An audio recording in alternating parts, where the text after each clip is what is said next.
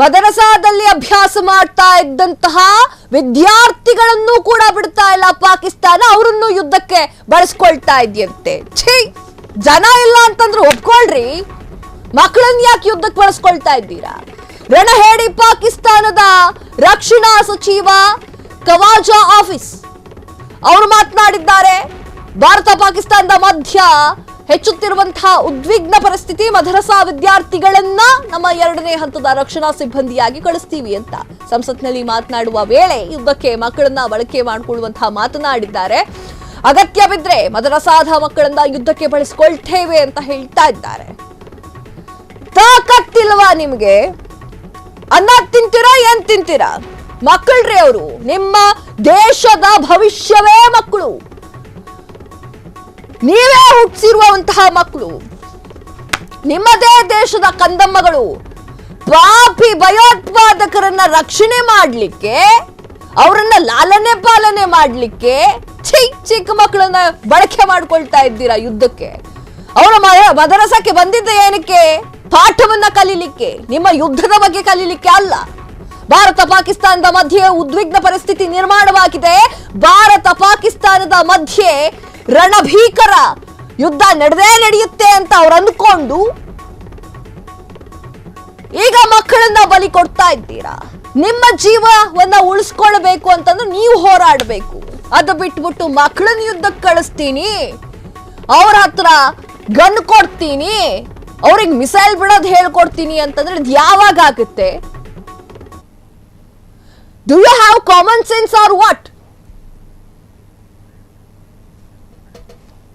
कि वो हमारी एक सेकंड डिफेंस लाइन है। वहाँ पे नौजवान जो पढ़ते हैं, अल्लाह के फजल से वो दीन के साथ भी जो है आरास्ता हैं, और उसके साथ जो है वो उनके जो वक्त ज़रूरत जो है, जिस तरह उन्होंने फरमाया कि उनको शहरी दिफा के लिए या दूसरी ज़रूरतों के लिए जो है ना बिल्कुल 100% इस्तेमाल किया जा सकता है। जहाँ तक मदारस के स्टूडेंट्स का ताल्लुक़ है, इसमें कोई शक नहीं है कि वो हमारी एक सेकंड डिफेंस लाइन है। वहाँ पे नौजवान जो पढ़ते हैं, अल्लाह के फजल से वो दीन के साथ भी जो है आरास्ता हैं, और उसके साथ जो है वो उनके जो वक्त ज़रूरत जो है, जिस तरह उन्होंने फरमाया कि उनको शहरी दिफा के लिए या दूसरी ज़रूरतों के लिए जो है ना बिल्कुल 100% इस्तेमाल किया जा सकता है। जहाँ तक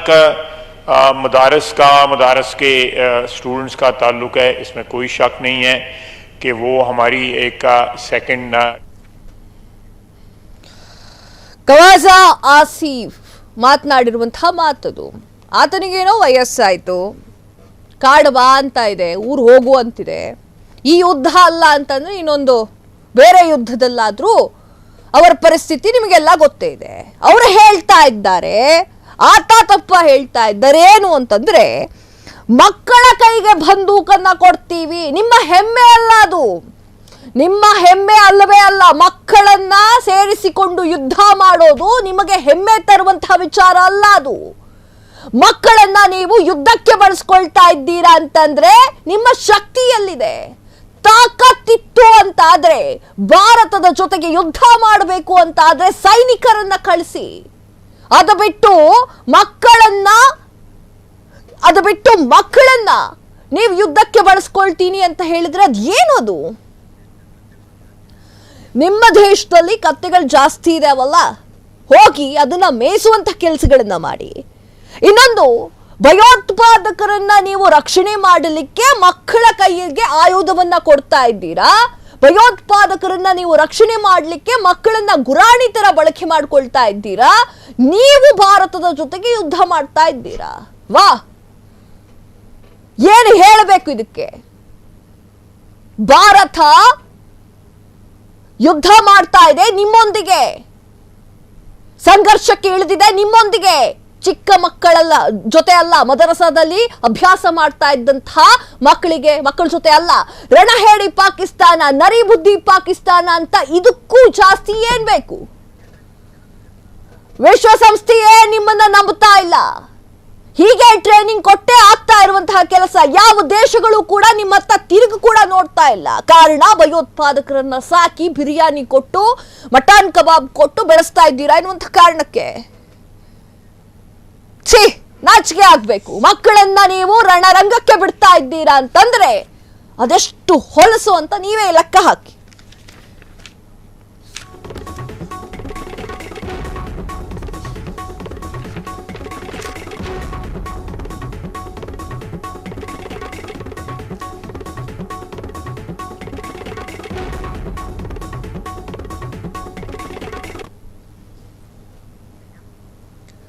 ಪಾಕಿಸ್ತಾನದ ಮಿಲಿಟರಿ ಸ್ಥಾವರದ ಮೇಲೆ ಭಾರತ ದಾಳಿಯನ್ನ ನಡೆಸಿದೆ.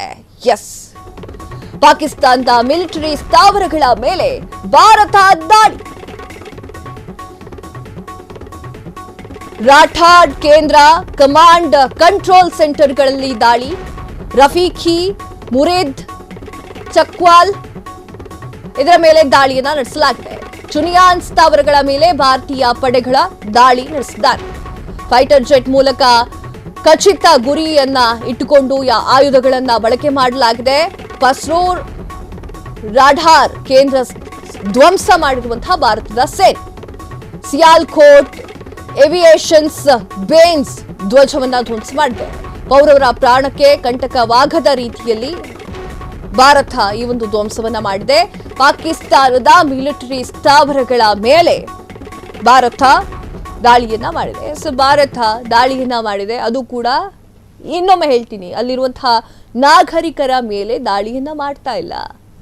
ದಾಳಿಯಲ್ಲಿ ಮಾಡ್ತಾ ಇದೆ ಅವರ ಕಮಾಂಡ್ ಕಂಟ್ರೋಲ್ ಏನಿದೆ ಅಲ್ಲ, ಅಲ್ಲಿ ದಾಳಿಯನ್ನ ಮಾಡ್ತಾ ಇದೆ. ರಫೀಖಿ, ಮುರೇದ್, ಚಲ್ಕಾಲ್ ಈ ಒಂದು ಪ್ರದೇಶಗಳಲ್ಲಿ, ಆ ಒಂದು ಸ್ಥಾವರಗಳಲ್ಲಿ ದಾಳಿಯನ್ನ ಮಾಡ್ತಾ ಇದೆ ಭಾರತದ ಪಡೆಗಳು. ಫೈಟರ್ ಜೆಟ್ನ ಮೂಲಕ ಖಚಿತ ಗುರಿಯನ್ನ ಇಟ್ಟುಕೊಂಡು ಆಯುಧಗಳ ಬಳಕೆಯನ್ನ ಮಾಡಿ ಈ ಕೆಲಸವನ್ನ ಮಾಡಿದೆ. ಪಸ್ರೂರ್ ರಾಢಾರ್ ಕೇಂದ್ರವನ್ನ ಧ್ವಂಸ ಮಾಡಿದೆ. ಸಿಯಾಲ್ಕೋಟ್ ಏನಿದೆ ಅಲ್ಲ, ಏವಿಯೇಷನ್ಸ್ ಬೇಸ್ ಧ್ವಂಸವನ್ನ ಮಾಡಿದೆ. ಎಸ್, ಇದನ್ನ ಹೇಳಬೇಕು. ಪೌರರ ಒಂದು ಪ್ರಾಣಕ್ಕೆ ಯಾವುದೇ ಕಂಟಕವನ್ನ ತರದೆ ಭಾರತ ತನ್ನ ಕೆಲಸವನ್ನ ಸೈಲೆಂಟ್ ಆಗಿ ಮಾಡಿ ಮುಗಿಸಿದೆ. ನಿಮ್ಮ ತರ ಇಲ್ಲಿ ನಾಗರಿಕರ ಮೇಲೆ ದಾಳಿ ಮಾಡಿ ದೊಡ್ಡ ಪ್ರಚಂಡ ಗೆಲುವನ್ನ ಸಾಧಿಸಿದೆ ಅನ್ನುವಂತಹ ಸೊಕ್ಕಲಿ ಭಾರತ ಯಾವತ್ತಿಗೂ ಇಲ್ಲ.